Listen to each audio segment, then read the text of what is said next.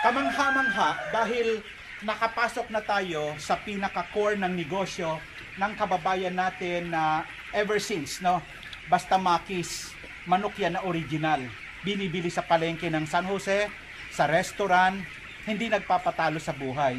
At welcome sa 12,000 manukan ni Kamaki. Isa pa lang ito. Kamaki, congratulations! Welcome po. Pang ilang taon mo na ito? Since 1990. 1990, yung kinukwento mo ba nung eleksyon na nagsimula ka ng 500 piso? Ito yun? Ito yun. 15 sisyo lang yun. At hindi ko na ma-imagine kung gaano kayaman si Kamaki. Pero wag na natin pag-usapan yung kayamanan niya. Yung manok, ito ay 12,000. Ito ba ay regular number or nagparami ka dahil may problema tayo sa supply ng baboy, walang mabili at kailangan natin ng karne at manok ang kailangan? Ito ba ay regular or something bigger sa demand ng market? Dati ang consumption namin, pampalingkin namin dati nasa 600 to 7 to 800 to 1,000 per day. Pero ngayon, nangailangan na ng consumption natin ng 2,000 heads per day. Halos dumoble. Kilo? Ang dami. Halos hindi lang doble. Ang kailangan natin may produce sa pangpalengke natin. Kaya kailangan namin magdagdag ng mga kulungan, marami ng manok. San Jose alone? San Jose lang. Meron pang Karatig Bayan. So kasama na ba sa 2,000 yung Karatig Bayan? Bali ko na bali siya ngayon, sa kwan, nasa 50,000 ng CCO dumarating sa atin weekly. Sa'yo lang yun? Hindi, sa lahat na yun. Sa lahat na. Sa 50,000, ilan ang kay Maki doon? Nasa amin ng mga nasa 8 to 12,000. 8 to 12,000. So, ito, harvestable ito ng kailan? 33 days yan, 2 kilos na yan. 2 kilos na, and that's harvestable. Wala pa ang pampasko dito. Ay, matagal pa yung pampasko. Ang pampasko, alagaan yung mga November 15. Kaya, November so, 20. pag period ng Pasko, mas doble ang aalagaan mo. Oo, dapat mga nasa kung 12, dapat mga hindi lang mga nasa 20,000. Ganon, palaki, no?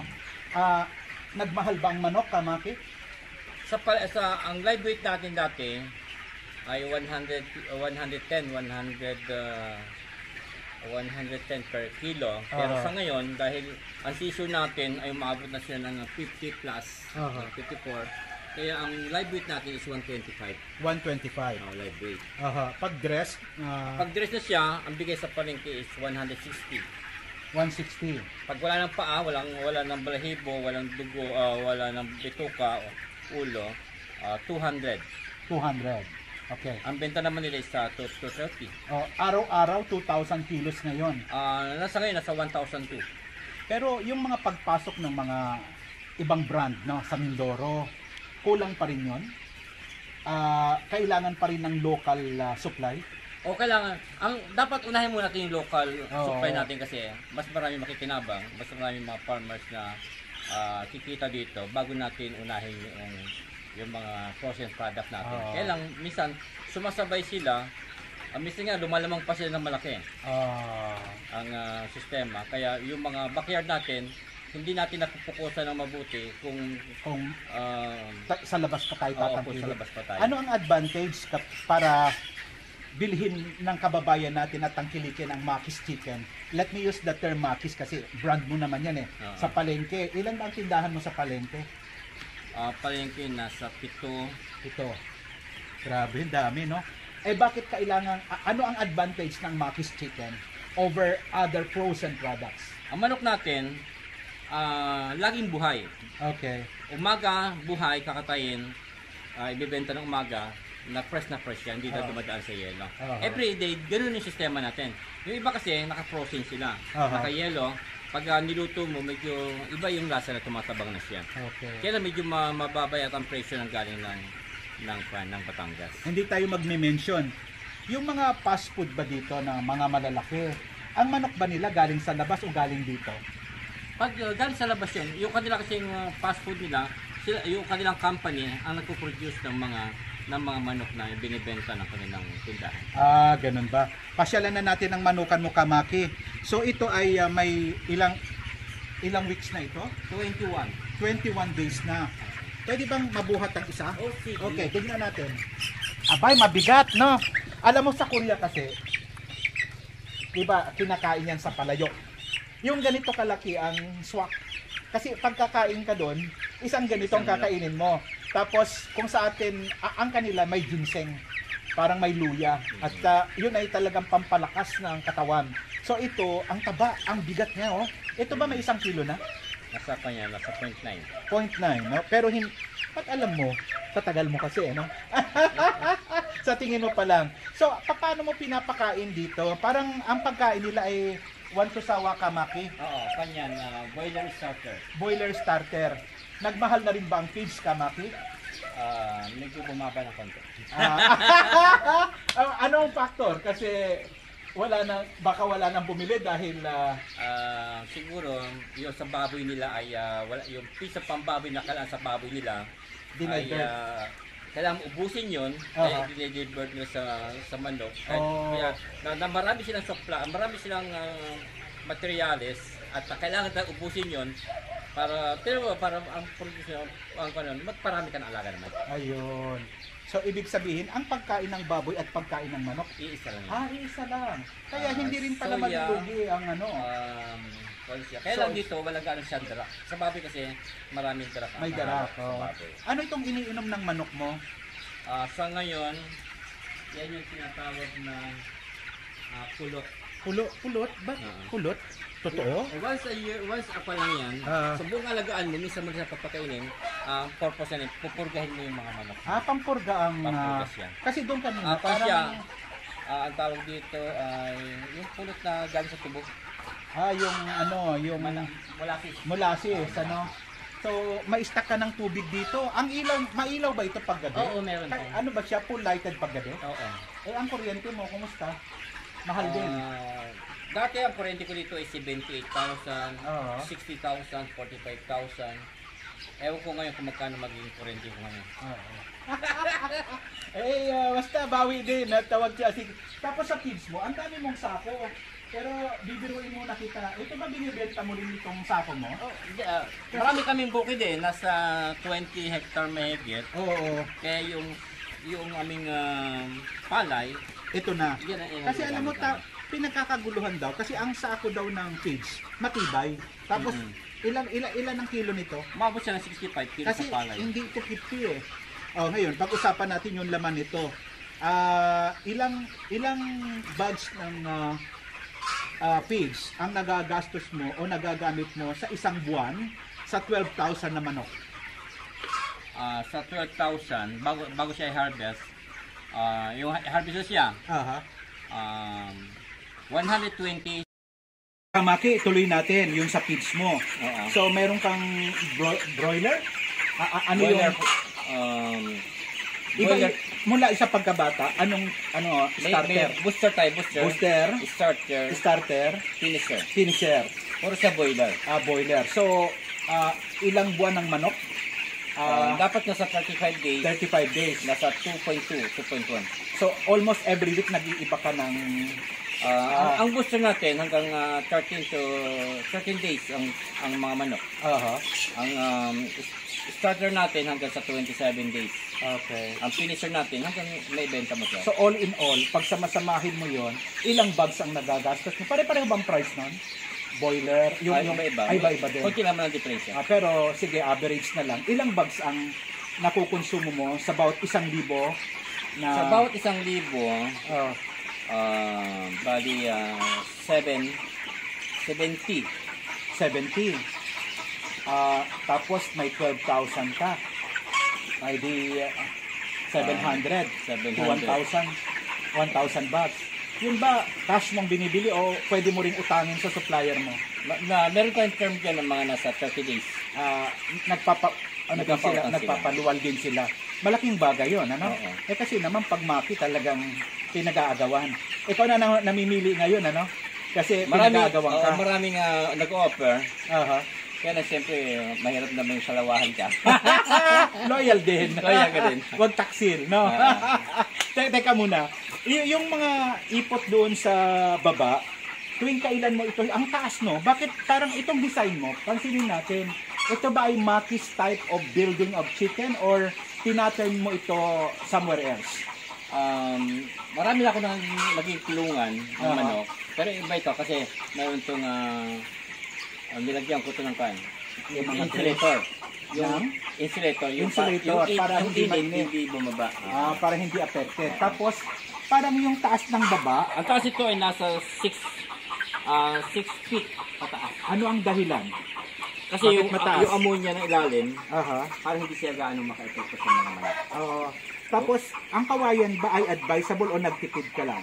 Ito talagang kailangan. Ito ang kawayan. kailangan para sumingaw. Oo. Tapos may net ka pa. Oo. Tapos may insulator ka. Ang ilaw mo, ilang watts ang isa? Yan, mga 11. 11, no? Mga 12 or 13. Kasi tuloy-tuloy ang kain nila. Oo, tuloy-tuloy. Oo. Walang tigil sila. Tapos, ang ganda naman ng view dyan. Pakita mo muna yung palayan. Iyo pa rin ba yung palayan na yan? Meron din ako dyan na, meron ko ng mga 20 hectare na palayan. Kaya lang, iba-iba. Bakit parang ang Yung kalsada nito, yung kalsada natin yun, na dinanan. halos lupa ko yung dinanan. lupa mo. Pero bakit ang parang palay doon, labas na sa usapan, parang madamo? May damo yan, kasi kapag sabog tanim, yung isang damo kasi hindi makontrol ng gamot. May particular. Oo. Pero alam mo, may isi-share lang ako, Kamaki.